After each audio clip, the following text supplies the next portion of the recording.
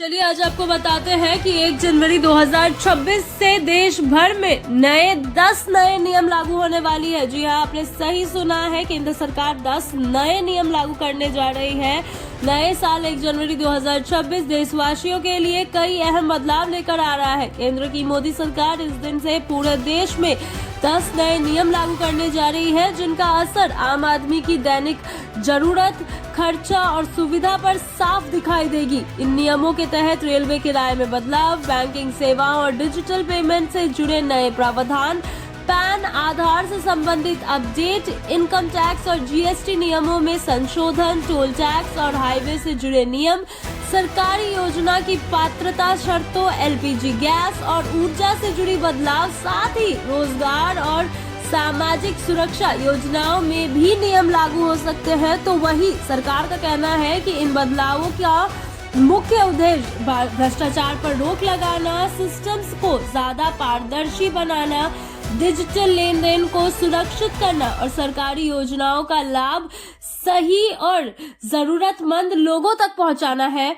हालांकि कुछ नियमों से लोगों को बेहतर सुविधा मिलेगी, लेकिन कुछ मामलों में खर्च बढ़ने की संभावनाएं भी जताई गई है, जैसे किराए या टैक्स से जुड़े बदलाव। इसीलिए सरकार और विशेषज्ञों की सलाह है कि आम नागरिक नए साल से पहले इन नियमों की पूरी जानकारी ले ले, ताकि किसी भी तरह की असुविधा, जुर्माना या आर्थिक नुकसान से बच सके।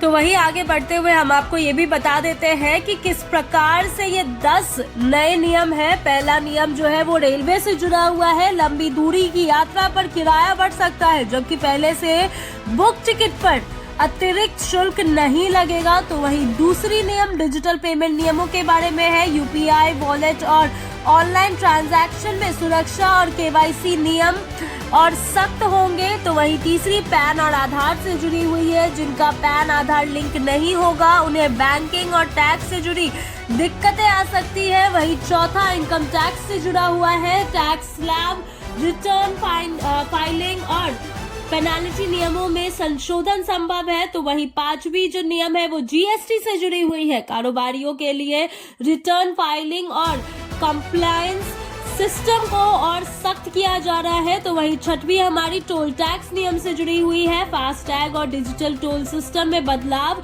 कुछ रूट्स पर टोल देर बढ़ सकती है। तो वही सातवीं नियम एलपीजी और ऊर्जा नियम से जुड़ी हुई है। गैस सब्सिडी, बिजली दरों और ऊर्जा खपत से जुड़ी नियमों में भी बदलाव संभव है। वहीं जो हमारी 8वीं नियम है वो है सरकारी योजनाओं के बारे में। योजनाओं का लाभ लेने के लिए नए दस्तावेज और आय मानदंड सख्त किए जा रहे हैं। तो वही जो हमारी 9वीं नियम है वो है बैंकिंग के सेक्टर से जुड़ी हुई। न्यूनतम बैलेंस, केवाईसी अपडेट और डिजिटल बैंकिंग सेवाओं से जुड़े नियमों में बदलाव हो सकता है। तो वही 10वीं और आखिरी जो नियम होगी वो रोजगार से जुड़ी हुई है। ई श्रम कार्ड, पेंशन और बीमा योजना के लिए नए प्रावधान लागू हो सकते हैं।